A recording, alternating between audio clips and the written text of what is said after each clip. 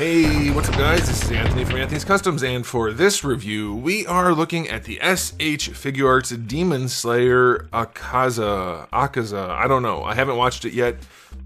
It's on my list, guys. There's a lot of anime out there, and I'm a busy guy, but I'll watch it eventually. But they have some cool character designs, but that's not why I'm reviewing this. There are two reasons why I'm reviewing this. One, I wanted to review the knees, specifically, which is funny because one of their other figures also had really good knees that should be being used on other figures. So that's one of the things. The other thing is Big Bad Toy Store provided me a review sample, so thanks to them for that, but I will be reviewing it fully as I do anything. I don't care who gives me review samples. I review things the way they go. If they're good, they're good. If they're bad, they're bad. And this figure does do some things really well, some things not so well, but the knees are the thing. So let's go ahead and get him off the stand and take a closer look. All right, before we look at the figure, let's go ahead and look at my package. Good package. I like that he doesn't just disappear on the background. It matches his vest only so that there's some contrast between the character and the back, but he is pretty well hidden behind his photo. I wish they would fix that, but otherwise it's a nice packaging. You get a nice pose over here, get some photos on the back. They're getting a little bit better at having bigger photos on the back and less of this stuff. Somebody asked me, why don't they just put that stuff on the bottom? Well, usually they don't have even anything on the bottom. I don't know. Do they think people are displaying like this? Maybe, I guess. It's possible, so they're just putting it back here. I would rather it be on the bottom so that you can make the back look nicer, but I don't collect packaging. I don't care. Like, I use it just to hold accessories. So it doesn't matter to me, but some of you do care, so there you go. Now you see what it looks like. All right, let's look at this guy. He is in stock at Big Bad Toy Store, by the way. I'll put a link, or not, he's not in stock. He's up for pre-order. I'll put a link in the description below, but he's expensive, so he's gonna have to be pretty darn good for me to actually give you the go-ahead. So maybe don't pre-order 6 inches to the top of his head until the end of the review.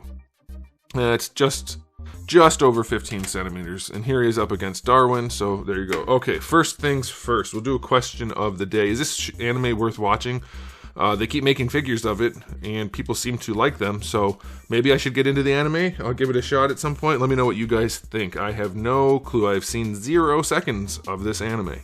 Alright, so aesthetically speaking, some good stuff going on. That line work on there, which is obviously character design, so lucky Bandai for having a cool character design to work with, but they did have to execute, and they did. These lines are very, very well done.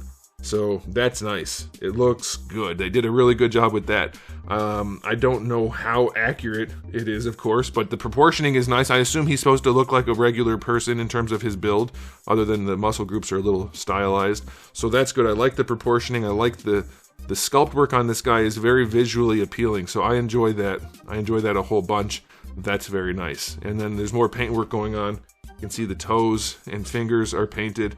Yeah, it looks good. It's a good looking figure. There's no shading anywhere, so that's something Bandai went away from, and I wish they would go back to it. I think their lack of shading presently is a huge detriment to their figures. It makes them look significantly less good 99% of the time. If they did a little bit of good shading, it would go a real long way.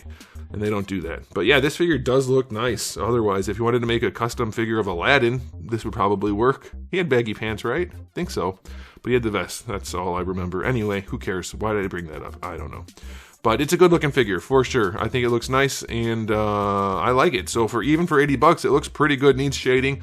I'll go 8 out of 10. You could probably even argue 9. Well, I'm not going to say 9 because it does look plasticky in some places. So I'm going to say 8 out of 10. Looks good, but that price point, these companies have to realize if they're going to charge more, they really need to bring it. That's the thing. Okay, so accessory-wise, unfortunately, they didn't bring it there either. Well, kinda. We have 5 faces, so that's a lot, and they all look pretty nice, but only 5 hands. So that's a bit of a bummer. It's like probably going to be enough, I'm guessing, but it's a light package for that price point. So 7 out of 10. It's fine, but definitely not where you want to be.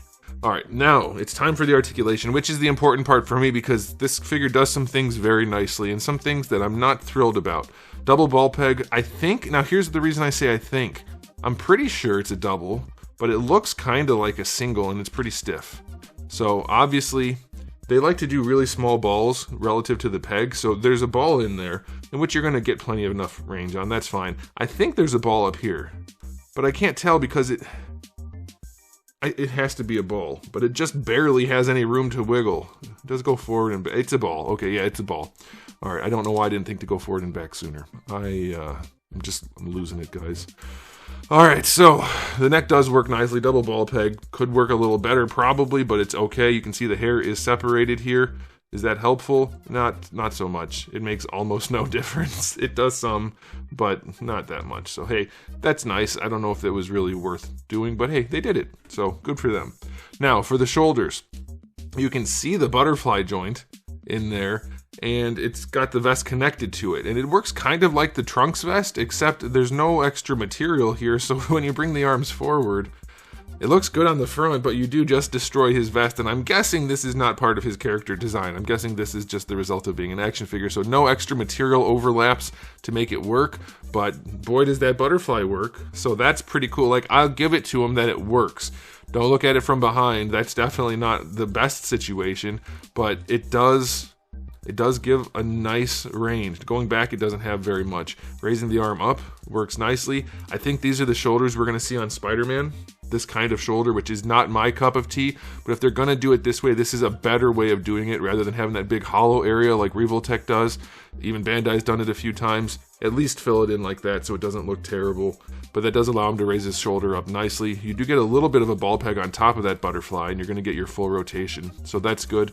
Bicep swivel is fine. Double jointed elbow, pretty limited. Like, it's not bad. It's probably a relatively realistic range of motion, but I know for action figures we typically want more than realism, so it could be a little bit better range, but it is better than 90. A little ball hint wrist, that's pretty much standard.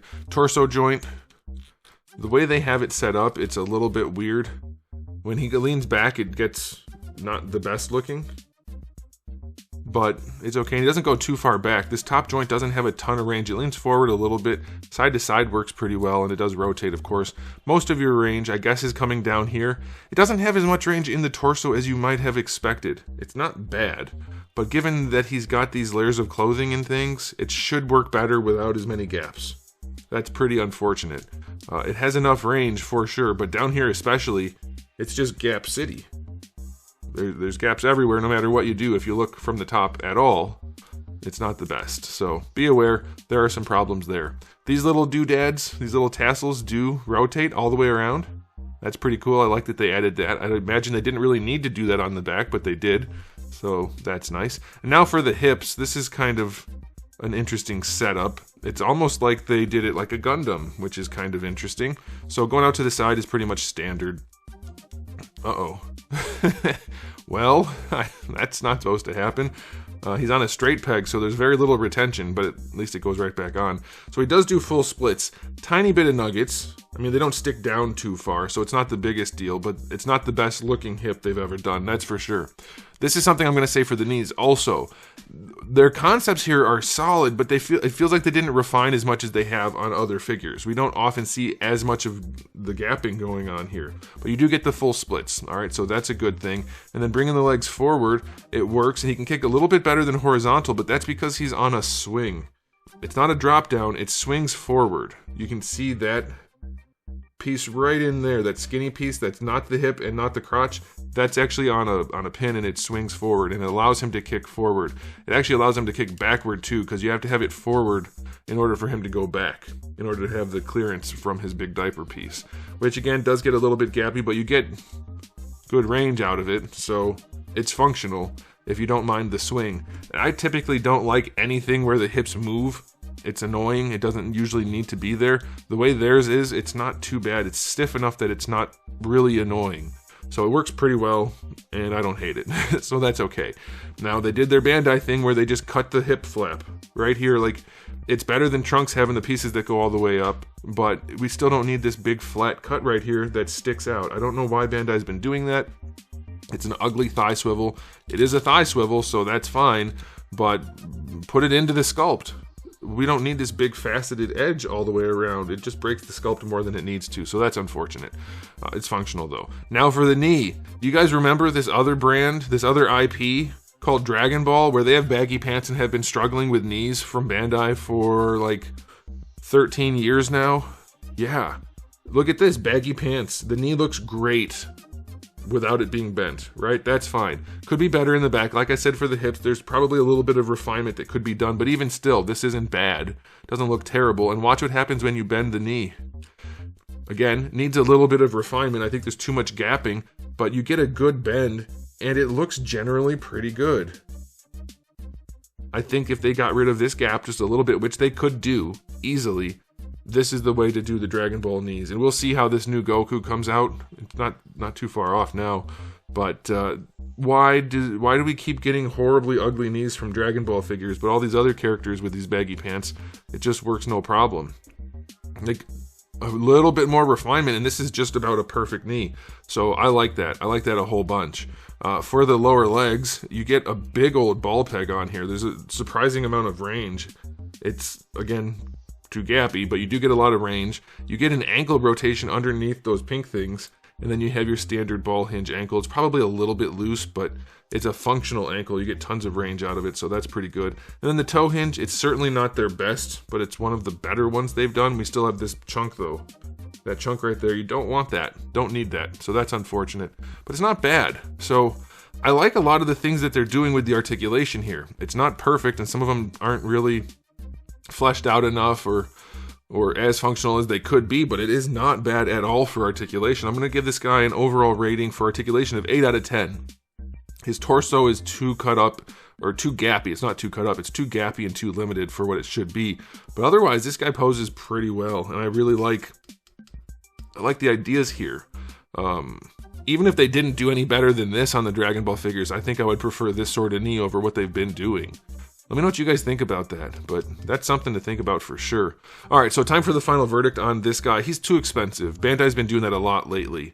80 bucks is a lot, but it's not a bad figure for sure. It's a good figure, so if you're not worried about the price point, yeah, pick it up for sure. If you like the character or the character design or whatever, you're going to enjoy it, but it costs too much. So for 80 bucks, I'm going to say this guy gets a strong 7, a weak 8 out of 10. It's definitely a good enough figure, for sure. I don't think anybody who buys this is going to be upset they own it, but they are going to think, yeah, it costs too much. So do with that what you will.